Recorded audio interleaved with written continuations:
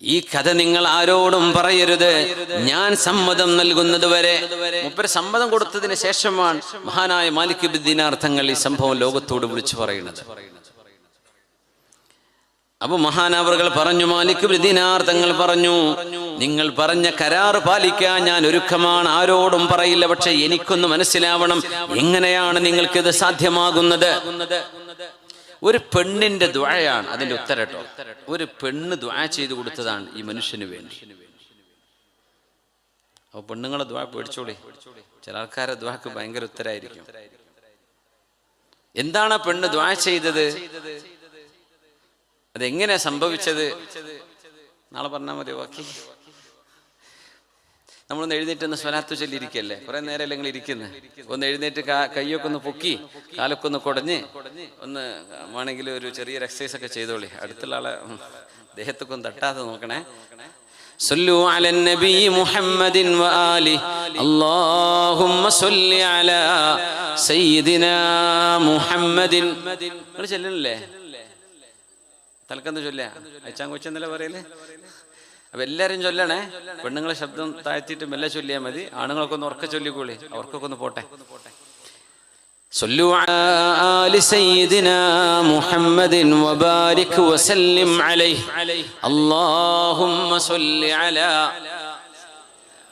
മുഹമ്മദിൻ വസല്ലിം അലൈഹി. ഒന്നുകൂടെ ഉറക്കെ ചൊല്ലാം അല്ലേ? അല്ലാഹുമ്മ സല്ലി അലാ. ഇത് മദീനത്തേക്ക് എത്തണം അല്ലേ?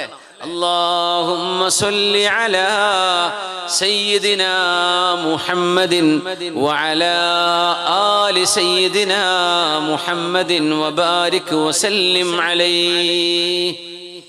കാലൊക്കെ ഒന്ന് കുടഞ്ഞു നോക്കി, ചെറിയൊരു എക്സസൈസ്. കൈയൊക്കെ ഒന്ന് മേലോക്ക്, വിരലൊക്കെ ഒന്ന് ഉഷാറാക്കിയാലേ, ചെറിയൊരു ഊരുവലിച്ചിലൊക്കെ ആയാൽ അടുത്തൊരു മണിക്കൂറിനുള്ള ഊർജം കിട്ടും, അല്ലെങ്കിൽ നിങ്ങൾ ഉറങ്ങിപ്പോവും. റെഡി അല്ലേ? നിങ്ങൾ ചെയ്ത് നിങ്ങൾക്ക് നല്ലത്. ഇരുന്നോളി. അൽഹംദുലില്ലാഹ്. ചെറിയൊരു ബ്ലഡ് സർക്കുലേഷൻ ഒക്കെ ഉണ്ടായിക്കോട്ടെ. മുസ്തഫയുടെ സാഹിബ് ചായയും വെള്ളമൊന്നുമില്ലേ മുസ്തഫ? എല്ലാവർക്കും കട്ടൻ ചായ ഒന്നുമില്ലേ? അതുണ്ടാക്കിയിട്ടില്ലല്ലേ? ഇവരൊക്കെ വിളിച്ചോണ്ട് വന്നിട്ട് 5 കിൻഡലാണ് നാളത്തെ പരിപാടി. അത് മതി. അപ്പൊ അത് ചായ കിട്ടിയില്ലെങ്കിലും കുഴപ്പമില്ല. ഇൻഷാ അല്ലാഹ് ബാറക്കല്ലാഹ്. ബേജാറായി പോയി അല്ലേ? വേണ്ട, ഉണ്ടാക്കിയിട്ടില്ലെങ്കിൽ വേണ്ട. ചായ ഒന്നും ഇല്ലല്ലോ, ആരും പ്രതീക്ഷിച്ചിരിക്കണ്ടേ. നാളെ ചോറുണ്ട് അല്ലേ? അൽഹംദുലില്ലാഹ്. ഇപ്പോഴാ സമാധാനമായത് അല്ലേ? അപ്പൊ നാളെ നിങ്ങൾ വരണം. അതിനാണ് നാളെ ഫുഡ് ഉണ്ടാക്കിയതൊക്കെ ബാക്കി പോകാൻ പറ്റില്ലല്ലോ. എല്ലാവരും എത്തണം ഇൻഷാ അല്ലാഹ്. നല്ലൊരു ദുആ മജ്ലിസാണ്. മാലിക് ഇബ്നു ദീനാർ റഹ്മത്തുള്ളാഹി അലൈഹി ചോദിച്ചു, എങ്ങനെയാണ് നിങ്ങൾക്കിത് സാധ്യമാകുന്നത്? അദ്ദേഹം കഥ പറയാൻ തുടങ്ങി. മാലിക് ഇബ്നു ദീനാറെ ആരോടും പറയില്ല എന്ന് നിങ്ങൾ സമ്മതിച്ചതിന്റെ പേരിൽ മാത്രം പറഞ്ഞു തരാം. അങ്ങനെ പറഞ്ഞു കൊടുക്കാം.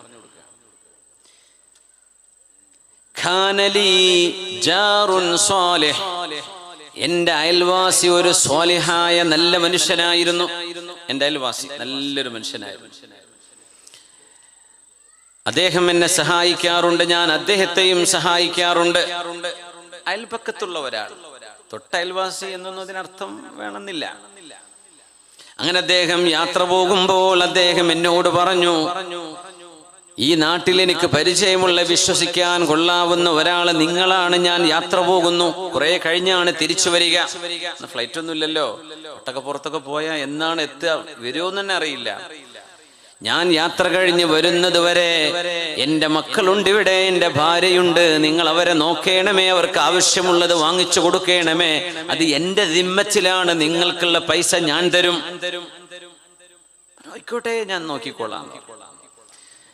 ഞാൻ അയാളുടെ അയൽവാസിയുടെ വീടിന്റെ വാതിൽക്കൽ ചെന്നിട്ട് വാതിൽക്കൽ മുട്ടിയിട്ട് ചോദിക്കും, നിങ്ങൾക്ക് എന്തെങ്കിലും ആവശ്യമുണ്ടോ ഇന്ന്? ഒരു സാധനങ്ങൾ പറഞ്ഞുതരും. ഞാനത് വാങ്ങിച്ചു കൊണ്ടുപോയി വാതിൽക്കൽ വെച്ചു കൊടുത്തിട്ട് വാതിൽമേൽ മുട്ടിക്കൊടുക്കും, എടുത്തോളൂ. അവരെടുത്തു കൊണ്ടുപോകും. അങ്ങനെ ദിവസങ്ങൾ കഴിയുന്നു. ഒരു ദിവസം ഞാൻ ആ വീട്ടിലേക്ക് വീട്ടുകാർക്ക് വല്ലതും ആവശ്യമുണ്ടോ ആവോ എന്നറിയാൻ വേണ്ടി വാതിലിന്റെ അരികത്തേക്ക് വന്നു നോക്കുമ്പോൾ വാതിൽ തുറന്നു കിടക്കുന്നുണ്ട്. ഒരു മനുഷ്യന്റെ വീടെന്ന് പറയുന്നത് അവരുടെ സ്വകാര്യ സ്ഥലമാണ് എന്ന് പരിശുദ്ധ നബി സല്ലല്ലാഹു അലൈഹി വസല്ലം. ഒരാളുടെ വീട് അവരുടെ സ്വകാര്യതയാണ്. അവിടുത്തെ വാതിലോ ജനലോ തുറന്നു വെക്കപ്പെട്ടാൽ പോലും ആ വീട്ടിലേക്ക് അവരുടെ സമ്മതമില്ലാതെയോ ദുഷ്ടലാക്കോടുകൂടെയോ നോക്കുന്നത് നിഷിദ്ധമാണെന്നാണ് ഇസ്ലാമിന്റെ അധ്യാപനം. ഇസ്ലാം പഠിപ്പിക്കുന്നത് അതാണ്. അത് ഔറത്താണ്, മനുഷ്യനാണ്. ചില സമയങ്ങളിൽ മനുഷ്യന്റെ ചിന്തകളുടെ മേൽ പിശാച് ആധിപത്യം ചെലുത്തിയേക്കും. വാതിൽ തുറന്നു കിടക്കുമ്പോഴാണ് അയൽവാസിയുടെ ഭാര്യയെ കാണുന്നത്. അത് സുന്ദരിയായവൾ. അവർ പറയുന്നുണ്ട്,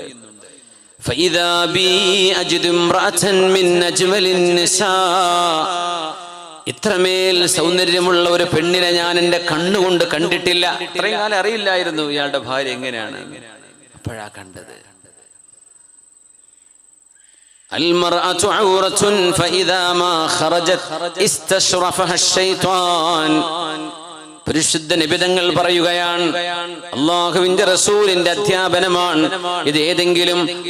ഏതെങ്കിലും ഒരു വിഭാഗത്തെയോ ആണിനെയോ പെണ്ണിനെയോ ഇകഴ്ത്താനോ താഴ്ത്തുവാനോ അല്ല. പക്ഷേ അല്ലാഹു തആല മനുഷ്യനെ പടച്ച റബ്ബിന്റെ ചില രീതികളും സംവിധാനങ്ങളും ഉണ്ട്.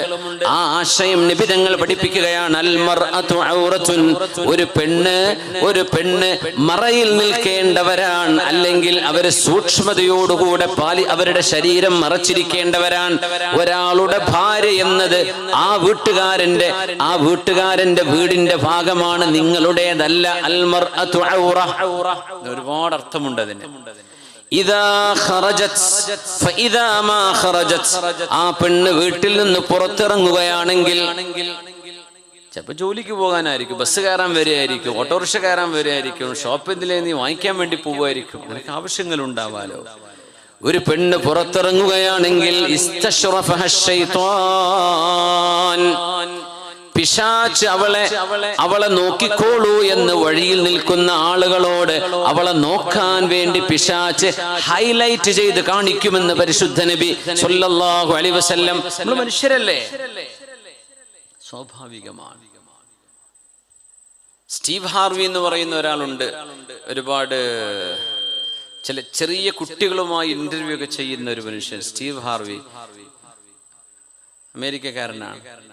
ആരെങ്കിലും അദ്ദേഹത്തിന്റെ വല്ല വീഡിയോ ക്ലിപ്പ് എന്തെങ്കിലും കണ്ടിട്ടുണ്ടെങ്കിൽ ഒന്ന് കൈബുക്കിയാട്ടെ. മാഷാ അല്ലാഹ്. എന്താ മോന്റെ പേര്? ഷഫീഖ് ആണോ? Since you have A wife, അതുകൊണ്ടാണോ നിങ്ങളൊരു ഗേൾ ഫ്രണ്ട് ഇല്ല എന്ന് പറയുന്നത്? അദ്ദേഹം പറഞ്ഞു, അതുകൊണ്ട് മാത്രമല്ല, ഞാൻ എൻ്റെ ഭാര്യയെ അതിയായി സ്നേഹിക്കുന്നു.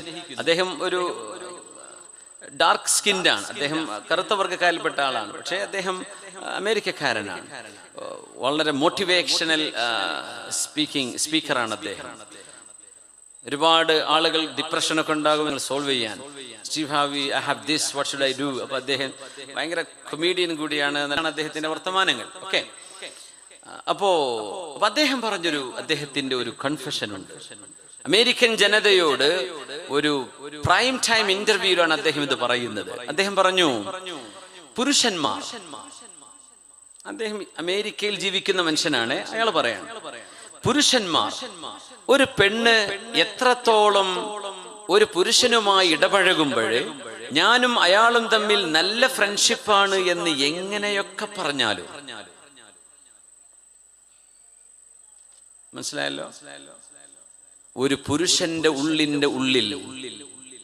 ഒരവസരം അവളുമായി ശാരീരിക ബന്ധത്തിൽ ഏർപ്പെടാൻ കിട്ടിയാൽ ആ അവസരം ഉപയോഗിക്കണം എന്ന് ചിന്തിക്കുന്നവരാണ് 99.9% ഓഫ് മെൻ. എല്ലാ പുരുഷന്മാരും അങ്ങനെയാണ് എന്ന് സ്റ്റീവ് ഹാർവി പറഞ്ഞു. ഇതിപ്പോ ഉദവി പറഞ്ഞ ഭയങ്കര സത്യമാവും. സ്റ്റീവ് ഹാർവി പറഞ്ഞ വിഷയമാണ്. അപ്പോ കുടുങ്ങും, എൻ്റെ ഭർത്താവ് ഇങ്ങനെ റൊമാൻറ്റിക് ആയിട്ടൊന്നും ഇതുവരെ എന്നോട് പറഞ്ഞിട്ടില്ലല്ലോ. ഇവന് പറഞ്ഞുകൂടെ, ആരൻ്റെ ചെലവിലല്ലേ അവള് വളരുന്നത്, ഇവനൊരു ചെലവില്ലല്ലോ. ഇവനൊക്കെ പറഞ്ഞ് അവൾ എന്ത് ചെയ്യും, അവന്റെ പാട്ടിലാക്കും. പിന്നെ കുറെ കഴിഞ്ഞ് ബോധം തെളിയും, എന്തിപ്പോ സംഭവിച്ചത്. അപ്പോൾ വാട്സപ്പ് ഉണ്ടാക്കിയ അഡ്മിനും കാണൂല, ആരും കാണൂല. ഇങ്ങനെ എത്ര പ്രശ്നങ്ങളാണ്. അതിൻ്റെ ഒരു ഫ്രണ്ട്ഷിപ്പാണ്, ഒരു ഗെറ്റ് ടുഗദറാണ് എന്നൊക്കെ പറഞ്ഞ ഒരുപാട് പോസിറ്റീവ് സൈഡുകൾ നിങ്ങൾക്ക് പറയാനുണ്ടെങ്കിലും ഇസ്ലാമികമായി ചിന്തിക്കുമ്പോൾ മനുഷ്യ ഹൃദയങ്ങളിലേക്ക് പിശാച് കടന്നു വരുന്ന ചില വഴികളാണത്, അല്ലേ?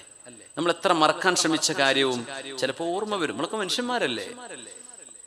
അതിനവസരങ്ങൾ ഉണ്ടാക്കണ്ട.